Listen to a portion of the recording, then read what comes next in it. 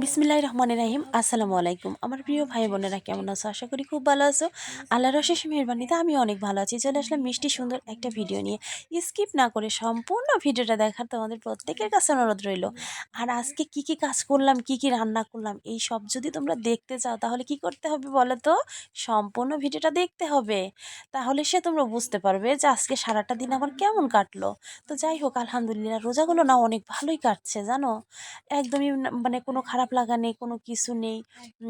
তো ভীষণ ভালো লাগছে রোজার দিনগুলো ভীষণ শান্তিতেই যাচ্ছে। যেহেতু গরম খুব একটা নেই, সেক্ষেত্রে তো সবারই ভালো যাওয়ারই কথা। আর রহমতের মাস আল্লাহ পাক এমনিতেই অনেক শান্তিতে কাটায়। যদিও গরম বেশি থাকে তখন কিন্তু বৃষ্টি হয়। সারা বছর বৃষ্টি হোক না হোক, দেখা যাবে যে রোজার মধ্যে ঠিক বৃষ্টি হবেই। তো রহমতের মাসে আল্লাহ পাক আসলে রহমত ঢেলে দিয়ে দেয়।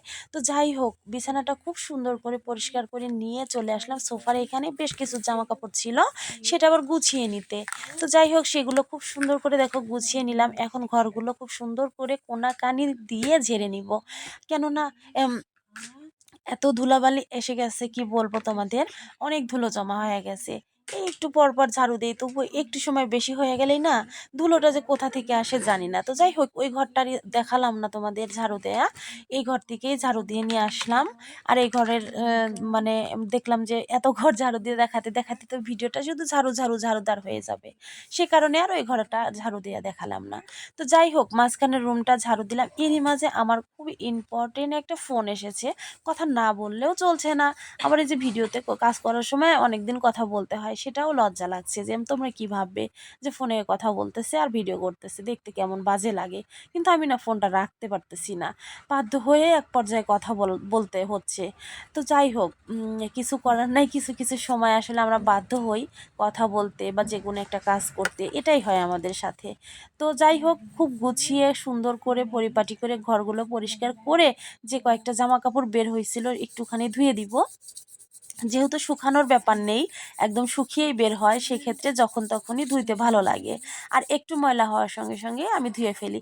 এমনিতে কাছাকাছি আমার বেশি করা আগে থেকেই। আগে যখন ওয়াশিং মেশিন মানে ছিল না, তখনও আমি হাতেও কাচতাম সবসময়ই। ফ্যানে শুকাইতাম, না হলে গ্যাসের চুলায় শুকাইতাম। আর এখন তো আরও আরাম।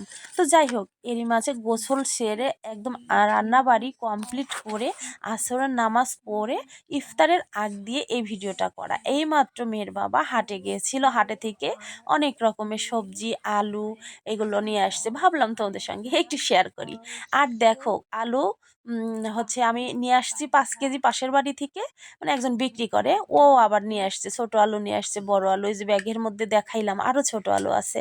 তো যাই হোক, এরই মাঝে মেয়ের বাবাকে বলছিলাম কেনা মুড়ি না খেতে ভালো লাগে না, ওই যে তোমার প্যাকেটের মুড়িগুলো হয় না। তো এই কয়েকদিন অমনি কষ্ট করে খেলাম, এই মুড়িগুলো আবার ভেজে নিয়ে আসলো।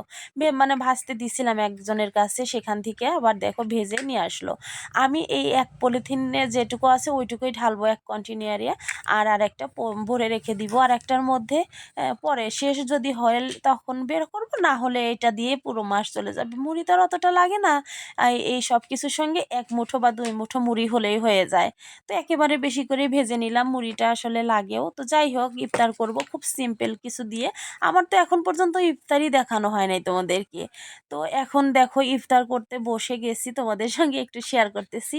অল্প কিছু দিয়েই খাচ্ছি। এই যে সব কিছু গুছিয়ে নিছি, পেঁয়াজিগুলো ছিঁড়ে ছিঁড়ে নিছি, একেবারে মাখিয়ে সবার প্লেটে প্লেটে দিব। আর 4টা বেগুনি দেখে অবাক হচ্ছ, আমি বেগুনি 4টাই মানে কিনে নিয়ে আসছে, আজকে বানানো হয় নাই বাসায়। আর এক জগ দেখো শরবত, যতই শীত হোক শরবতটা কিন্তু থাকবেই।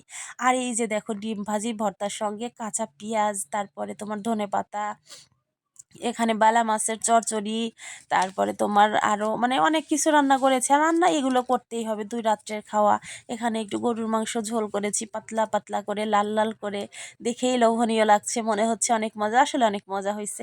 আর এই তরকারিটা না মানে গতকালের, আজকের না। আর এই ভাজিটাও গতকালের, একটু সুন্দর করে গরম করে নিছি যে এর সঙ্গে খেলে উঠে যাবে।